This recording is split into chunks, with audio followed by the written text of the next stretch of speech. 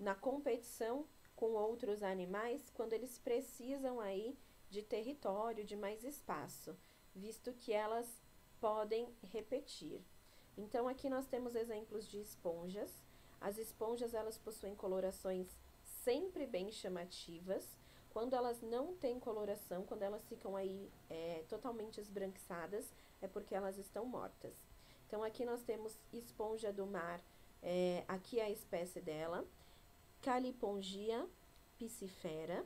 E aqui nós temos a mega esponja, a espécie dela é Schistospongia multa. Então, duas esponjas diferentes. Aqui a gente vê, ó, que tem um recife de corais, como foi falado. As esponjas, elas possuem espículas. Espículas são como se fossem aí espinhos, são bem semelhantes aí, são filamentos, então, como está sendo mostrado aqui, parecidos com agulhas. Então, o corpo delas é revestido aí por essas espículas. As esponjas, elas não possuem tecidos verdadeiros, isso eu falei lá no começo, e nem órgãos aí ou sistemas. Elas têm aí como estrutura corporal um vaso, deixa eu diminuir aqui para vocês verem. Então, elas têm como estrutura corporal um vaso com tamanhos, formas e cores variadas. Elas têm nesse corpo espículas, que vão ficar aí no interior dele, e tem como função sustentar o corpo do animal, ou seja, função esquelética. Como eu já falei anteriormente, as esponjas são animais filtradores, então elas vão ter muitos poros que facilitam aí o fluxo contínuo da água. Então, a água sempre entra pelos poros e sai aí pelo ósculo.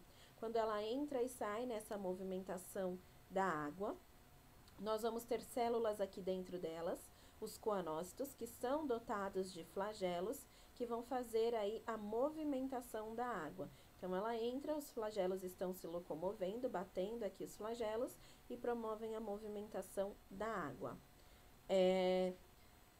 A água, ela sai por uma abertura superior, que é chamada de ósculo, e aí, quando ela sai, o gás que é pobre em oxigênio, ou seja, o gás carbônico, ele também vai ser eliminado. O fluxo contínuo da água, então, ele entra pelos poros, chega no átrio, átrio é essa parte toda interna aqui, e sai pelo ósculo, até o meio externo novamente. No átrio, aqui dentro, é feita a troca gasosa por difusão, e as partículas orgânicas e organismos microscópicos vão ser capturados para que ele possa se alimentar. Lembra que eles são animais filtradores. Esses animais realizam a digestão intracelular, ou seja, dentro das células. E os nutrientes aí dessa digestão são distribuídos para todas as células do animal, enquanto a água com resíduos do seu metabolismo vai ser eliminada. As esponjas, muito antigamente, essas esponjas vivas, elas eram utilizadas para serviços domésticos, como, por exemplo, lavar louça, como, por exemplo, esponjas que eram utilizadas no banho. Então, ele mostra aqui, ó, no cantinho, deixa eu aumentar, essa esponja, ela era bem macia, e aí, então, ela era utilizada ou para o banho ou para lavar louça. Hoje, nós lavamos a louça com uma esponja sintética, e o banho, nós temos também esponjas sintéticas, e tem quem use aquela bucha vegetal, que não é feita a partir da esponja. Tudo bem?